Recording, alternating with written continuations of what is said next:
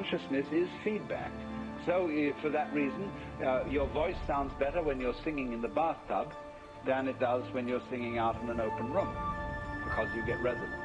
And so we put resonators, like say a guitar or a violin has a sounding box, and that's a resonator to make it echo a bit. And so great churches at one time was, or still are, built by acoustic experts. So concert halls, to give them the proper resonance.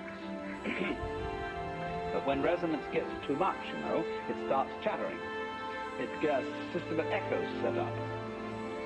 And some of the old cathedrals which weren't built with acoustical knowledge, you can hear the echoes of the choir going on forever and ever and ever. It sounds very marvelous from a certain point of view, but it's not from a musical point of view. It's a kind of it's more sentimental. And we used even to be taught to sing in church with an echo technique in the voice. So that even if you weren't in a great cathedral with its echoes, you slightly sound as if you were. Isn't that tricky for you? That's real showbiz.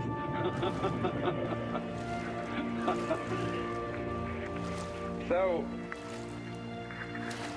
to play the game and to know it's a game can be quite fascinating. And not really giving the show away, but giving it away enough somehow. And that, you see, is the joker's function. So, what he is doing then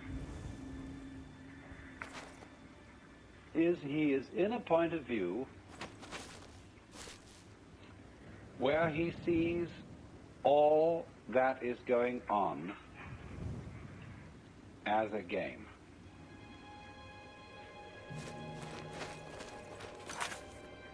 He doesn't take anything seriously.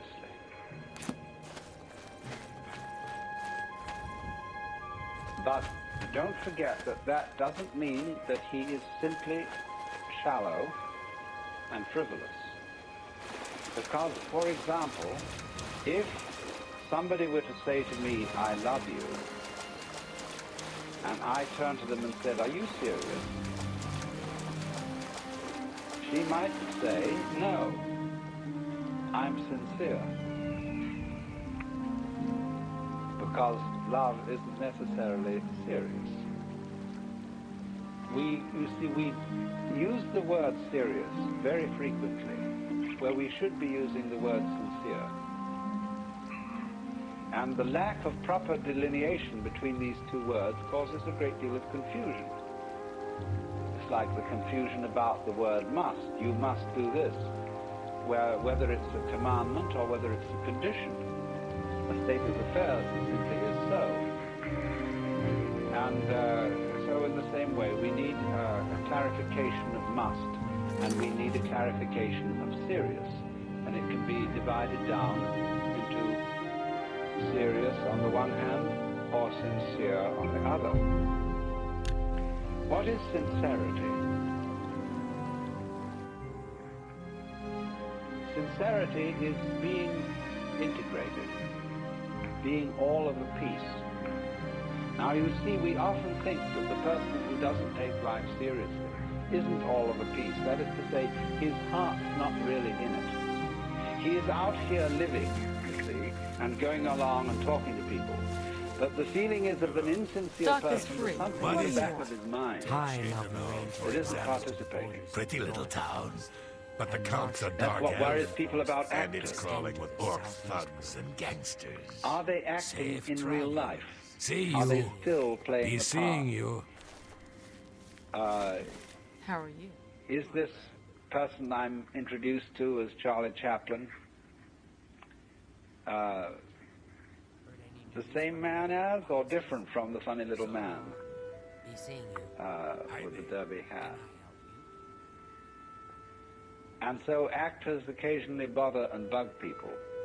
And people may be apt to say, well, they're always on the stage. They are never really genuine. And we have a feeling, you know, when we know when somebody is being genuine, see? But mark it, when you know somebody is being genuine, they are not necessarily being serious. They're not necessarily being grave or solemn. What I want to give the idea of is sincere laughter. And also sincere play. There is a perfectly sincere laughter.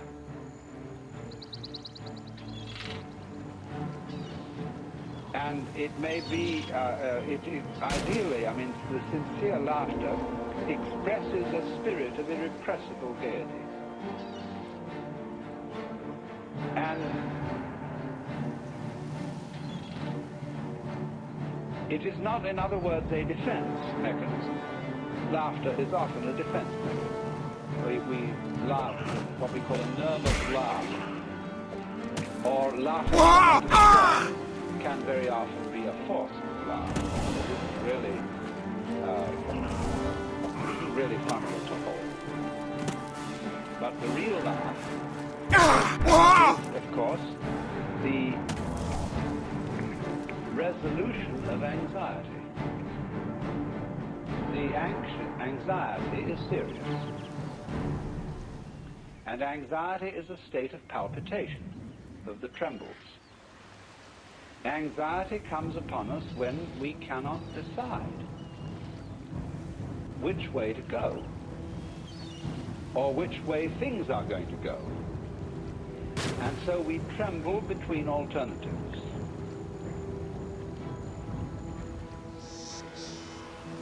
Now, because, of course, we tremble between alternatives because we are under the illusion that it matters very much which of these two things happens. Now, once one has seen the nature of the game, you realize that it matters superficially which of these two things happens, but it doesn't fundamentally matter because all negative things pair with positives. There is no positive without negative, and there is no negative without positive.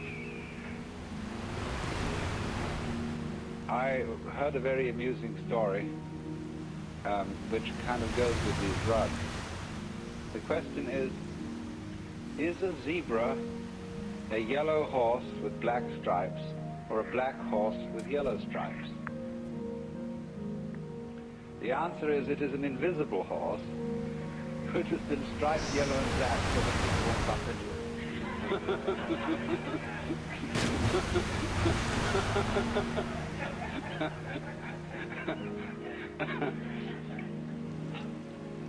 Now, in a similar way, reality is an invisible state of affairs, beyond all description and thought, but it has been striped black and white, so as to be seen. And this is life and death, up and down, sound and silence, the whole vibratory character of being. And the game, the fundamental game that the universe is playing, is to forget that this is so. You see, what you might say, in theological language, the invisibility of God is his self-forgetfulness. And the visibility of the world is the game being played. Now, the nature of the game, I think I've told some of you this before, but I see some I haven't. The nature of the game is, let us pretend that the positive and the negative are not really identical.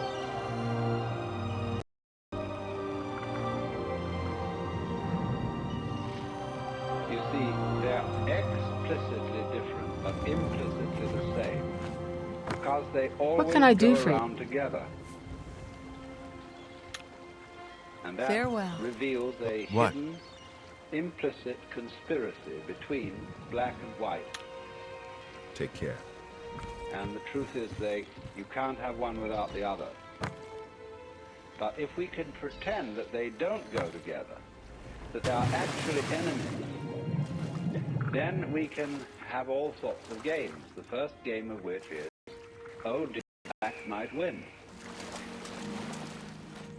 The next game is, but white must win. And from that position, you can develop all the games you want.